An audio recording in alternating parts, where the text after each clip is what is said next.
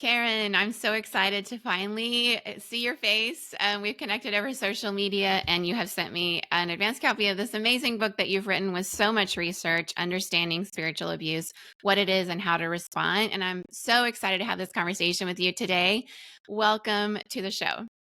It's so good to be here. Thank you for inviting me, Lori. Yes, as people listen to this episode, I'm already mindful that people are probably feeling a little bit tense in their bodies if they've had any experience of spiritual abuse, religious trauma, or abuse of any kind in a religious setting or outside of a religious setting. And so I know that you come into this conversation as somebody who's not only a professor and done research, but as somebody who practices therapy with individuals. And so I've already given them a full introduction to you, but kind of give us a little bit more about who you are and what you're doing. Sure. I actually went back to school a little bit older at 40 to get my PhD in counseling. And that's really when I began this whole journey of studying spiritual abuse and working in private practice as a therapist. And I do encourage the listener, if they begin to feel any sort of dysregulation in their bodies, that they take a pause, take a break, breathe, get outside, ground, put your feet on the grass, because we really want to respect your body in hearing some things that we might talk about here. 100%. Yes. And I've done my own grounding practices before this interview. I know that people listening are familiar with that in our podcast. And if you're not, we will link to some other episodes about how you can help yourself. But I first off want to just start with spiritual abuse is something, you won't necessarily find in the dictionary. You talk about this in the book. And even though you can find, each word separately, like you can look up spiritual and you can look up abuse, spiritual abuse is not widely reported about in journalism, nor really widely understood in societies at large. But Dr. Diane Langberg, who we had on the show in our first year, emphasizes that the terms spiritual and abuse are this diabolical pairing.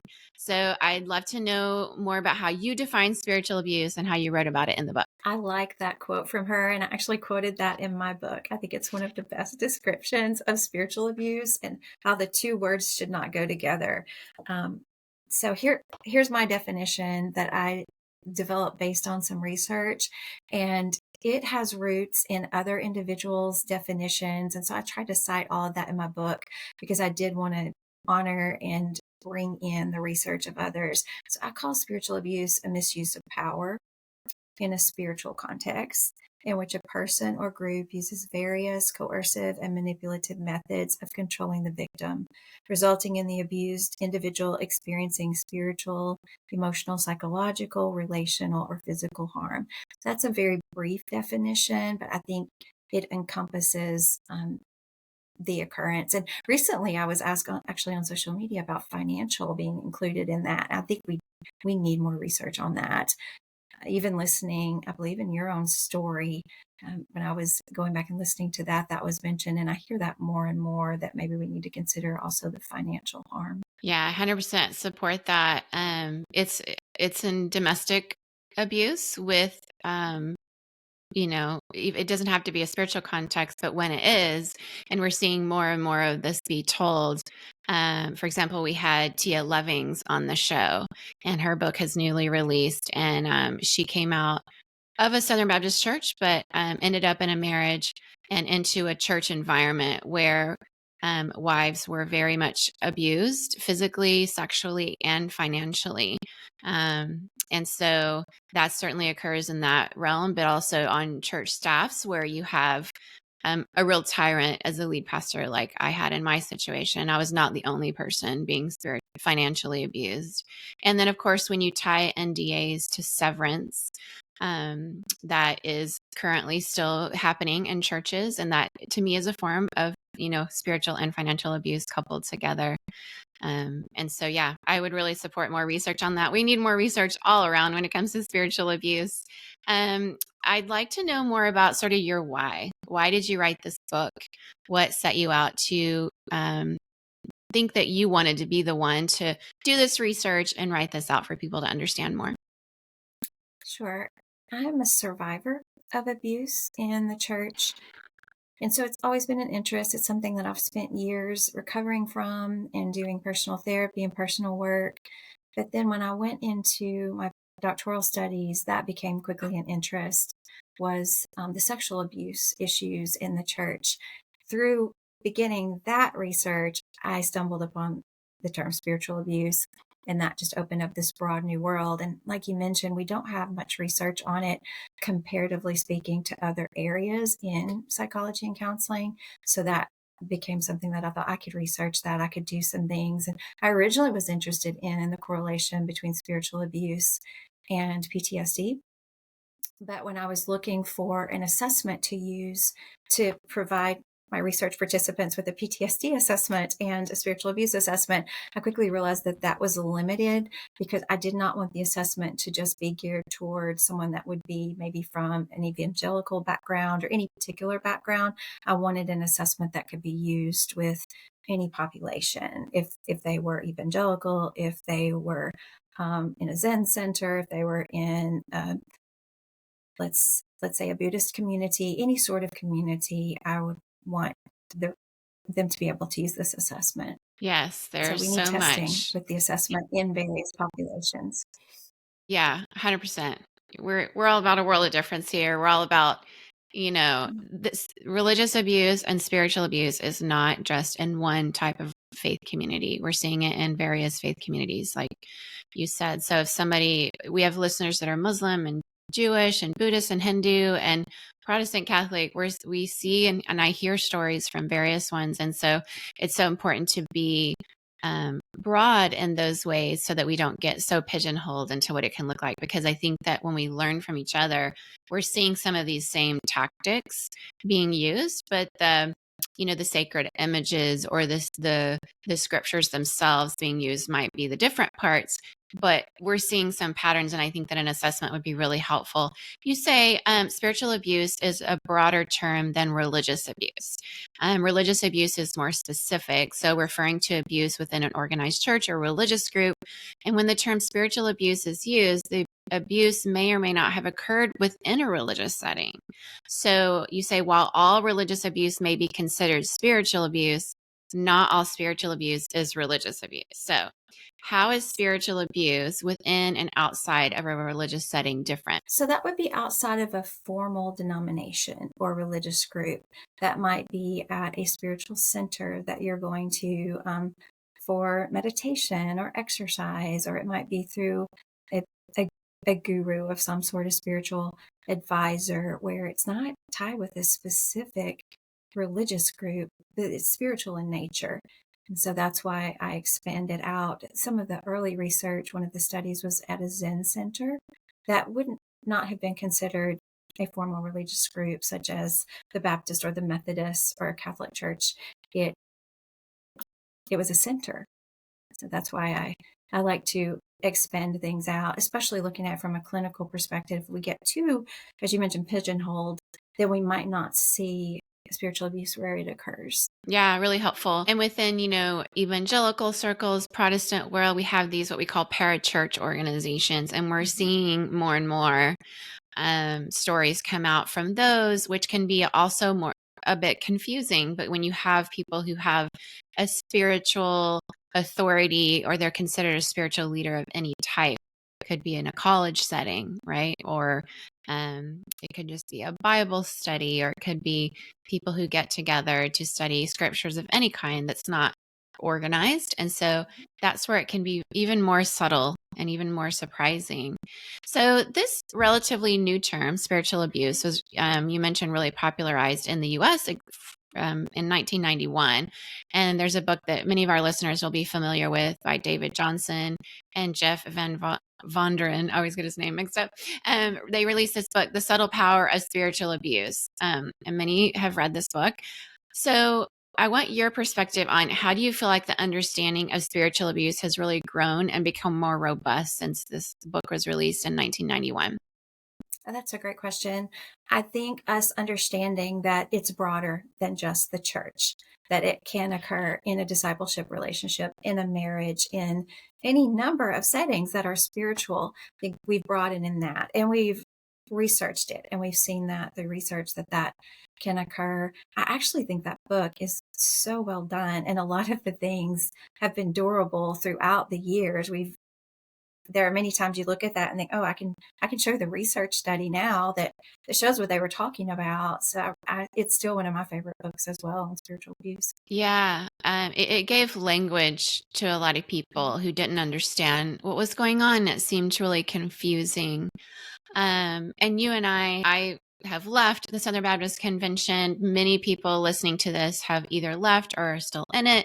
Of course, we have a broad variety of people who identify of all faiths, but we know we do have some listeners that are in the Southern Baptist world for various reasons. 2019, back when I was living in Singapore and working with a Southern Baptist organization at the time, there was this big Houston Chronicle article that reporters Robert Downen and others worked on to release a series of investigative journalism with articles describing how they had these 263 predators, basically, who abused over 700 individuals over 20 years within Southern Baptist churches in that convention, which is the largest Protestant denomination in the United States, even now, even though the numbers are significantly dwindling. We also have, the Church of England, the Anglican Church of North America, other denominations and religious organizations have also faced abuse charges within their churches.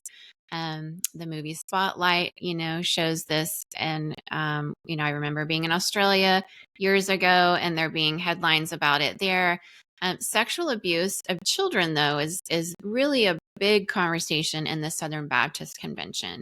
A lot of the abuse conversation is narrowly focused on this for a very good reason, because there are so many numbers. But the sexual abuse of children by those within the church also qualifies as spiritual abuse, because the perpetrator would, use his or her spiritual and religious authority to abuse these victims. And so I'd love for you to talk about how spiritual abuse often gets minimized when we're discussing spiritual abuse in the religious context. I think it gets minimized because it doesn't leave any sort of physical scars or any physical things that we could see, like a physical assault does, but that does not mean that it's not extraordinarily damaged. It's hard to put words to how damaging it is. I think I spent about half the book talking about how damaging it is. Yeah. It's correlated with suicidal ideation, post-traumatic stress disorder.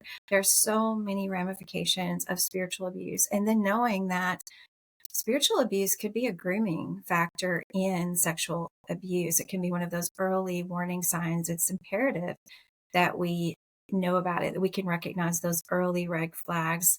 Currently, we're researching what are the precursors even to spiritual abuse, so we can begin to see how can we be more protective of people in our care. So good. Yeah. So grooming, and I remember this part of your book, and it's a conversation we've had here on the podcast, but I'd love to get more of your perspective around it. People associate grooming with sexual abuse pretty easily, it seems, but it's hard for some people to understand grooming when it comes to spiritual abuse. How would you describe maybe some examples of what that could look like? And another word that you could call it is precursors. That's kind of even what I'm currently calling it as well. But what sets the stage? What creates the environment? When I was listening to your podcast, I even wrote down you put the oxygen we breathe or the ocean we swim in. Those are like research gold. Those illustrations. That's really what we're looking at. What creates? Or I use the example of what weaves the web. What are those factors? And I think one is putting leadership in an idealized position, like kind of putting them on a pedestal where they're not meant to be. It's the opposite of what a servant leader would be, right? Of someone who's looking at serving others. And that is emphasized even more so by hierarchical structures that hold that power around that individual and almost make them above question rather than them living above reproach. Yeah. And we see this. We see this very prevalently in this current generation, an era of mega churches over the last 20 years. And this doesn't mean that a small church can't have a very authoritarian hierarchical pastor who is abusing spiritually. But there is something really unique about somebody who has a large church with a lot of numbers and has sort of created this grandiose movement that we're seeing over and over again, whistleblowers who come out against pastors with that level of, following, that the flying monkeys are really going after these whistleblowers. And then there's larger numbers of those flying monkeys and potentially more money. I think of a Mark Driscoll, for example, who famously said that he basically had a lot of money now to pursue lawsuits against anybody who would come against him. And so that there is a power in the numbers, the size, especially if they have any sort of media following, which somebody like Mark Driscoll did because he had this whole Acts 29 network.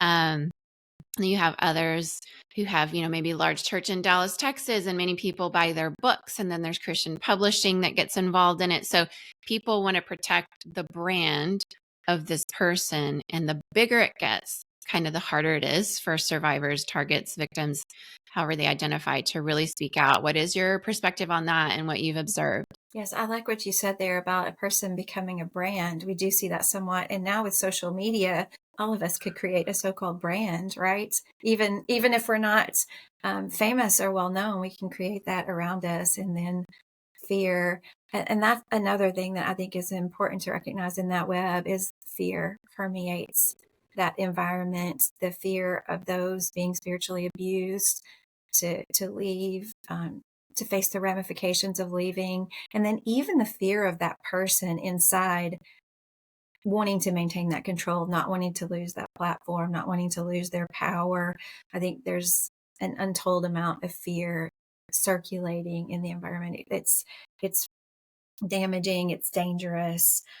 You have this concept of you need to perform to be accepted, and that can create that environment for abuse, that grooming, that precursors for abuse, and very unrealistic expectations are wrapped up in that performance-based acceptance. What would be beyond what we should expect of an employee or a church member? And then maybe they're afraid because of the fear to even say, I can't do that. I need a night off this week. I can't be there every single night. It becomes quite fearful to do that. Another thing that I think a lot of people don't recognize is that oftentimes this has a good beginning, that there's something in it that's positive, or you're feeling community, or you're feeling hope, or it fulfills a sense of purpose in your life. We all want to be part of that. We all want to serve together, to have a great sense of purpose. And so it can start out really good, and then it begins to deteriorate. And then as the cycle goes and it deteriorates, it's worse and worse on the victim. There's more and more symptoms. There's more and more negative. And there's more denial and protecting the abuser typically. Yeah. And a lot of these systems, in my own journey of just researching it, trying to make sense of my own lived experience, and just the many patterns and stories that I hear from people, is that there is a system within certain mega church planting environments that is like, it's a hotbed for the grooming process to take place. The ingratiation aspect of things, where people get, free mugs on their first Sunday, they get free t-shirts at events, they get really a red carpet rolled out for them to enter the system. And then there is typically a time, often it'll be after a baptism occurs, a very Instagrammable type of baptism, which feels very special and is wonderful, and no need to diminish that experience, except for that it can be a part of the ingratiation and grooming process. So a lot of patterns will be that it drops off after baptism, and people start to realize there's a different side to this faith community than what they were experiencing in the very beginning, where it was really joyful, very euphoric, lots of money spent on events and all of these parts to bring you in. And then there does come a time, and that's when some people will start to see people fleeing out the back door because the experience changes, right? And then for those on staff or in an inner circle, it might be even more extreme and even more overtly abusive in some cases. Have you observed anything like that?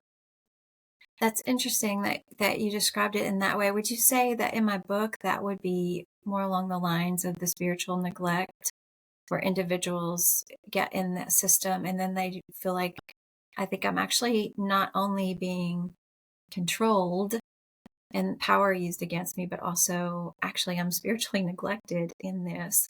That maybe, is that what I'm hearing that you're describing? Yes, 100%. Okay. Yep. Okay. Yeah, that part of the book was so insightful. And it's shocking to people because there has been such a different experience at the front end. And so on staff, it could look like you work for somebody who really enjoys, and I'm going to use the word predator because that was sort of an experience I had, and some people have.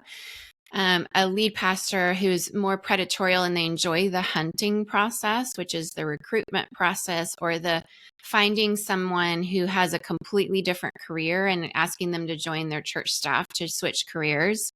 They might be like an aerospace engineer and it's like, hey, come work for me and be in charge of the youth or whatever. And then so the whole process of getting into the church environment feels very euphoric. And then there it does come a time when you go from the preferred golden child to garbage at some point. It's just a stark difference when you're working with certain predatory, coercive, controlling, and maybe somebody who might be diagnosed on the whole narcissistic spectrum type of personality. But because we revere our spiritual leaders and most of us walking around in the world don't have manipulative powers like that. So we don't imagine it occurring and it doesn't seem true, especially in a faith experience that's so flashy. It could be a Zen center that's revered, or it could be a particular, leader of a Muslim organization and he goes on the Hajj all the time and he's seen to be this wonderful person, or it could be a megachurch pastor. Any of these individuals could be people who have these, splashy environments. And so when somebody like that comes out and says, my experience was different, it's hard to believe. So how would you describe why it's hard to believe those people? I think that I have a statement in the book called that where I say, I quote, that abusers don't abuse everyone. And I think that's what we see is there's typically in a traditional view of the leader in charge of the whole church or organization is the one that's spiritually abusing, then oftentimes it lines up with they have some sort of inner circle defense team that are defending them. I think the work of Wade Mullen is excellent in describing what that looks like and is for sure something that I recommend individuals read his work. Something's Not Right, because it does a great job describing, okay, how do I know this is happening? What would that defense team look like?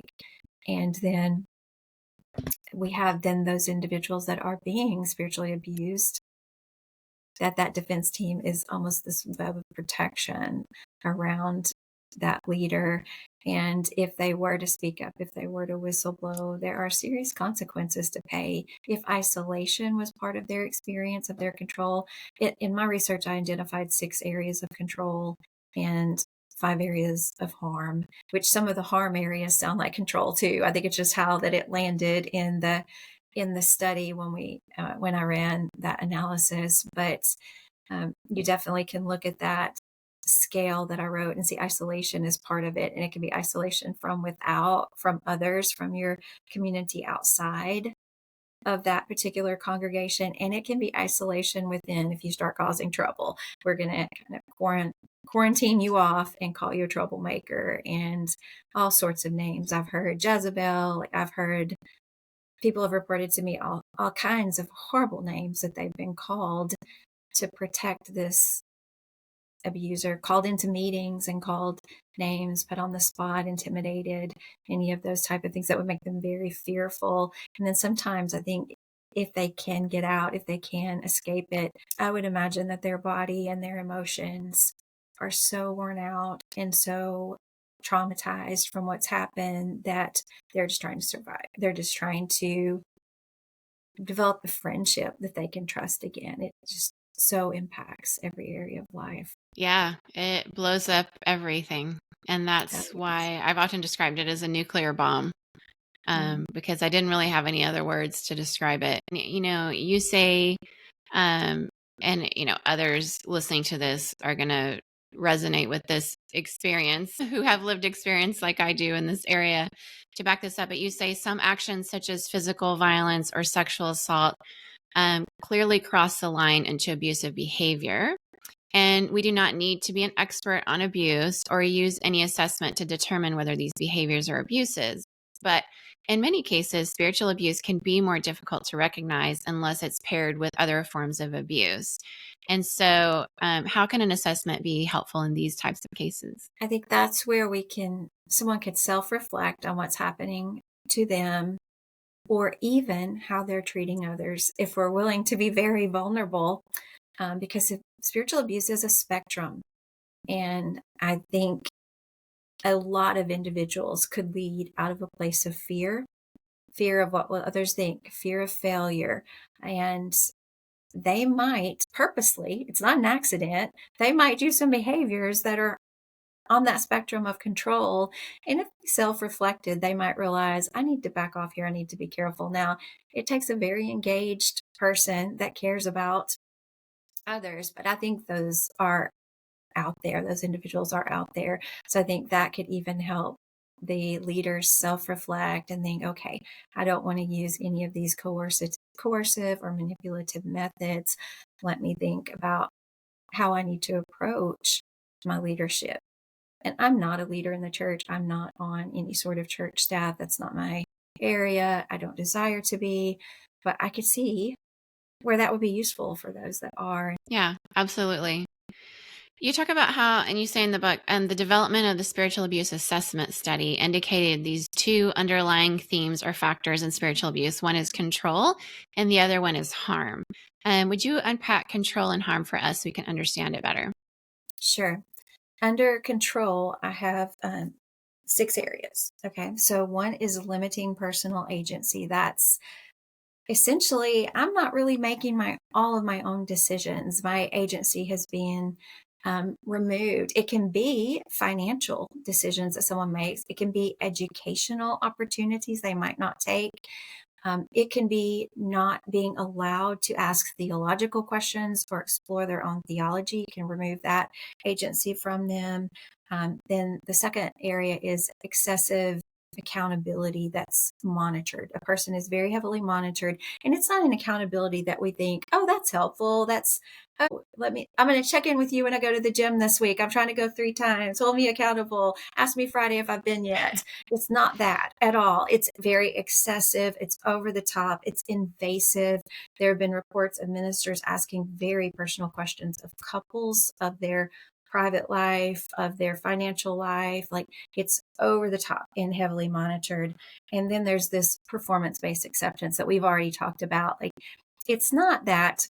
Now, I'm a believer, I'm a Christian, and I want my life to reflect the fruit of the Spirit: love, joy, peace, patience, kindness, goodness, faithfulness, gentleness, self-control. All of those I want to exhibit in my life. It's not that I don't want to perform and give to organizations that I believe in or causes. I want all of that in my life, but my acceptance is not based on that. My acceptance isn't based on if I served in the nursery 50 out of the 52 weeks this year, although that would be great and good. And I would love to be able to do that. It's not my acceptance that way. That's not a part of healthy spirituality when we have that. And then that goes into, and I made actually self a note to make sure that I mentioned, because I don't know that I even brought it out enough in the book, that performance-based acceptance is usually very unrealistic expectations on someone.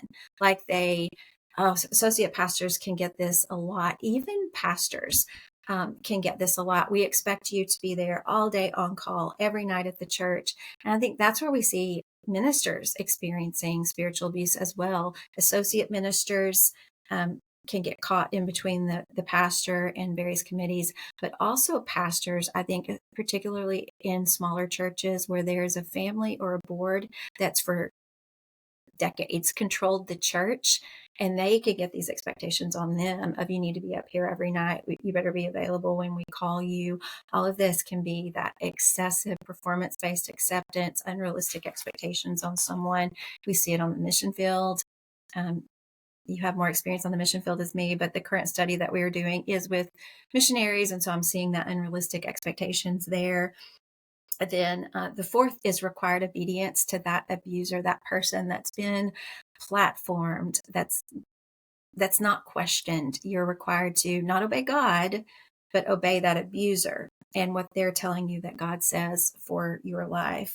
And then there's censoring, which is interesting that I've heard more from you, more information about NDAs, and have learned a little bit about the language of that, and that's something that people were expected to sign. That surprised me when I began studying this and saw that pop up. And then having listened to some of your podcasts, hearing it there, boy, that's next level censoring to not let someone speak about their experience. But even censoring within to keep the peace or protect the system, not cause waves, not ruin the testimony of what's happening. All those can be used to stop people from talking or raising questions or expressing concerns.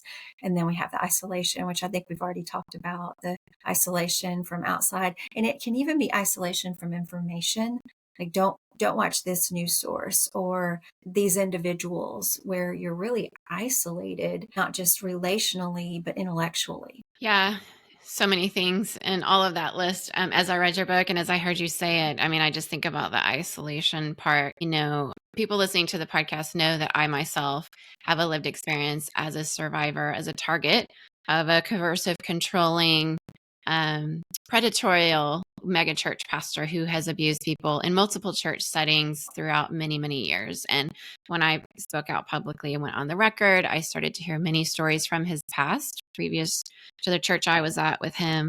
And then he's gone on to do that further at Saddleback Church as he took over for Rick Warren. And the isolation that I observed was, before I was sort of overtly being abused one-on-one, I noticed the abuse happening to others on staff, but it was confusing. So it would be, I was an associate pastor. Like you mentioned, associate pastors often walk through particular types of abuse in these environments. And there was another associate at a different campus. So I was over a particular campus.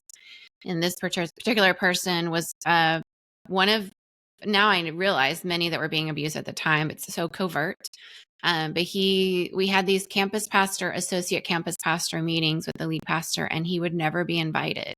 So it was the disinviting of that person while he was being talked about to us on occasion, or even in front of him on occasion in different all staff meetings.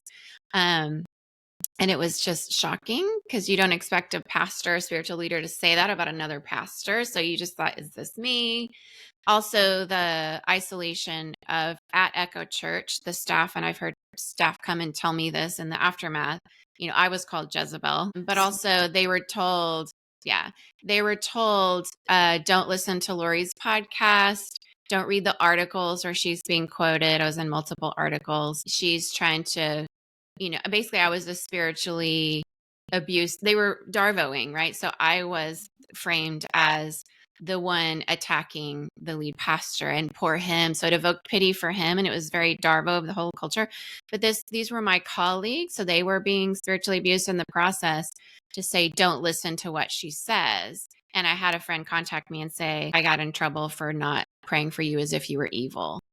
And then later I had people from Saddleback that he has fired and run off, and some of them very directly abused by him or his henchmen, because these situations often involve a henchman of sorts, and it can be a woman. But being told, hey, I finally listened to your podcast after I was fired, where you share in our story series, episode 100 to 105.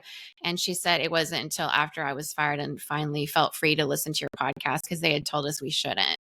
And even Andy Wood told my husband, while we were in the process of being run off and fired and given NDAs tied to severance, he said, tell Lori to be careful with her podcast. So it's that type of, like you said, controlling how people speak and also controlling what they hear. And so that, we see it in very small and big way. I mean, I was tone policed by him quite a bit. You don't know how to talk in a way men will listen. So that actually had to do quite a bit of therapy to learn how to even have a voice again. And I know that can take various forms for people. But you say in the book, and I'm just going to quote this part, church leaders can also experience spiritual abuse. And I think this can be confusing, right?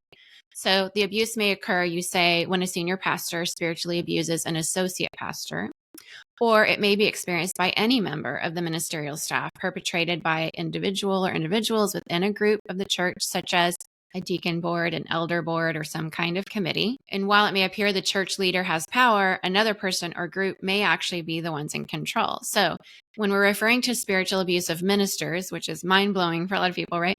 Yeah, you say, I'm not referring to a system of healthy accountability, like you said. The minister may be vulnerable if the abusive person or group controls his income, insurance, and housing, if there's a parsonage, or if they're just giving money for housing, right?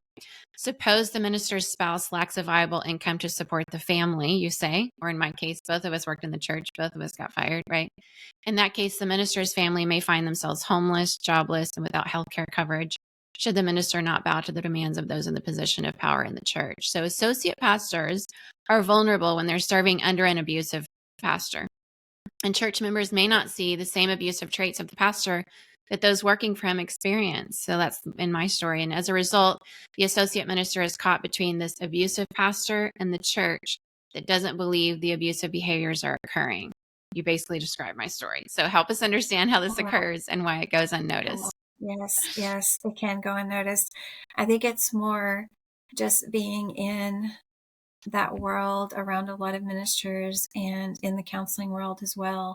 I've seen that play out. And it was noted in one research study from the UK that ministers experience spiritual abuse. So that was just an open opportunity that myself and co-researchers looked at the abuse of ministers, and we're continuing on that line, ministers, missionaries, and the next will be associate pastors, to see a little bit information about how that plays out.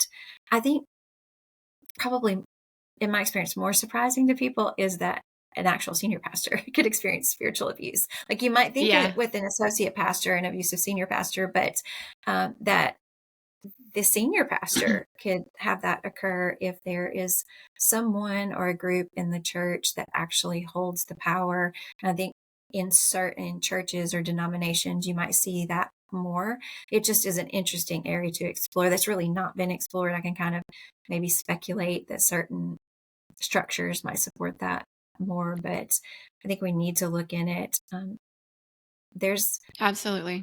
There's a lack of ministers for a lot of churches. There are a lot of churches that have difficulty finding ministers that need pastors.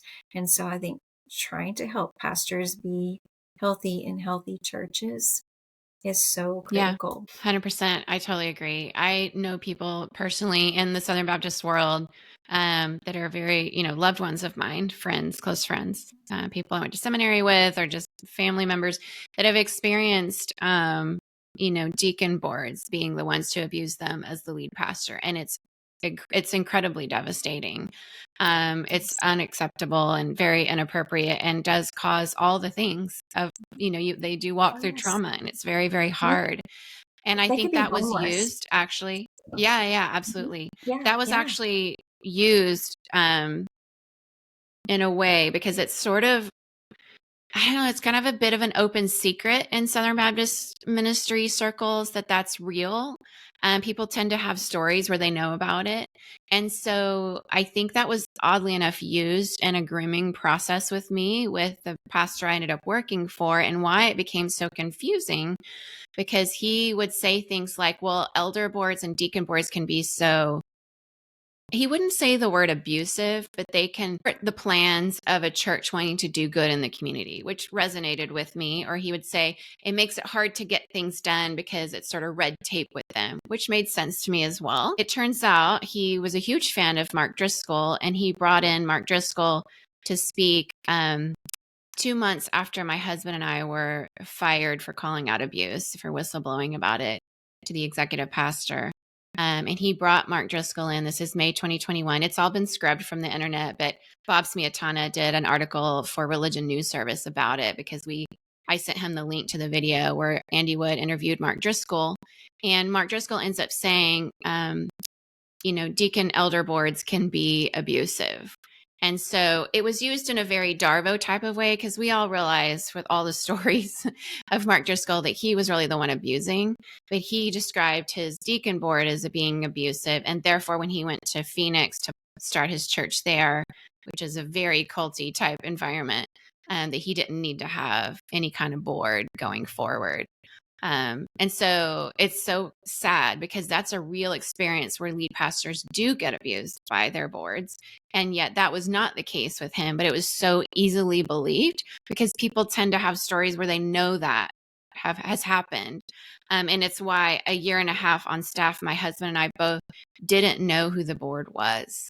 And they were easily able to hide the board from us. So when we were fired and went to report to them, we didn't even know who they were. And they were supposed to be the elders. And it turns out 2 of my very good friends were on it, and they'd never told me. It was like some secret they kept, I guess, that they were on the board. Like one, the chairman of the board, we had lived with his family when we first came. It wasn't published or anything. It wasn't published. It was not at the time. It was not at the time. It is one of the things that a couple of people, we had a lot of people go and ask a lot of questions after what happened to us, just people I had pastored in our congregation. And one of the things that came out of that was so many people said, who is the elder board? You need to publish them. And they eventually did for a time. But their reason to not do it was they said, we don't want them to be unsafe. And it was an odd response. And they said, wait, you have every staff member's picture and name and email address on the website, including Lori Adams Brown. And you're fine with her being unsafe, but you don't want the board to be unsafe. And why are they unsafe? So all of it was very odd. But all that to say, if any of that's going on and anybody's listening and any of that resonates with something you're hearing, please stay curious and see these as red flags that people can use and spin things to make it look like something's happening that isn't. I want to dig into a little bit. You say, though, in a study of Southern Baptist ministers that 79% of ministers reported experiencing spiritual abuse. And so somebody like you who's familiar with SBC, what are some of the factors, would you say, that make spiritual abuse of ministers prevalent, and how is it connected to the cover-up and even denial of the sexual abuse problem by SBC leaders? We simply don't, to my knowledge, unless someone else has done it, we don't have that information. We don't have that data. The study where we were looking at Southern Baptist ministers and the prevalence, purpose of that study was really to see, can they recognize spiritual abuse? And we realized that those that experienced it are pretty good at recognizing it, which is, it's a hard way to learn. It's a hard way to recognize. But of those in that study, 79% had experienced it. And that's going to be the next thing to look at with associate pastors and investigating a little bit more of their experience. And that would be more of a qualitative study, an interview-based study to get some of those stories, look for themes. I wish we had the data, but I don't. Yeah, that'll be great. Yeah.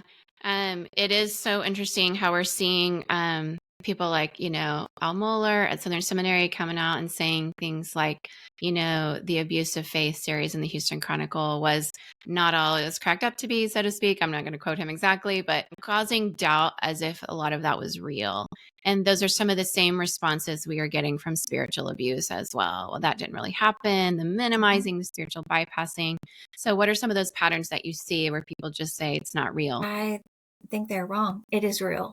The spiritual abuse is real amongst us. Sexual abuse is real. I'm confused every time I see that and trying to understand why we need to say that it's not. Why deny this? Why not just work toward making churches safer? I think we are. A lot of us are working toward making churches safer and trying to get in policies and procedures in place and trainings and anything we can do. I think in any situation where something is super uncomfortable, it's super hard to believe, it's sickening to think about even, that there's always going to be a segment that will say that's not a thing, that's not really happening, or it's not happening at the extent that we think it is. And we have to focus on the people that agree, that do think this is a serious issue, and that do think that we need to do something about it. We need to make church is safe. And I would love to have little seals that we could get on churches' websites of like, oh, we went through this darkness to light training, or here's our policies and procedures, like something to show me when I visit a church, oh, we recognize that any abuse is too much abuse, and we want to make this place safe as we possibly humanly can. Absolutely. Well, my last question for you is just let people know where they can find you. I am going to have you hang out with our difference makers and ask you another question about when people say this could never happen to me. So I want to kind of get your thoughts on that. But yeah, let people know where they can find you and your writing and your research. Sure. I am on social media with my name, and when something new comes out, I try to post about it. I don't always regularly post, but it's probably the easiest place to find me is under my name. Sometimes I get wrapped up in writing or teaching or something, and I just get busy, but they can certainly reach out or find me there. They're easy. I have a website that I don't work on, but I eventually will work on, and it's my name, Karen Roudkovski. The email for it is Karen@KarenRoudkovski.com. Recently, I'm just trying to maybe once a month offer some spiritual abuse training or adverse childhood experiences training. I'm trying to offer some of those, occasionally some free CEs for counselors. That's really my world, and where I feel like, oh, I can contribute here. I can't control what other people are thinking or believing or doing, but in what's in my control, I'm trying to make, I guess your podcast name, make the difference that I can. Well, I just appreciate you and the difference you're making. And thank you for writing this book and doing this research. And I wish you all the best. I hope people will read it. And I do encourage everybody to buy the book. And we'll have you on with our difference makers to ask you one more question. But thank you for our time today. Thanks, Lori.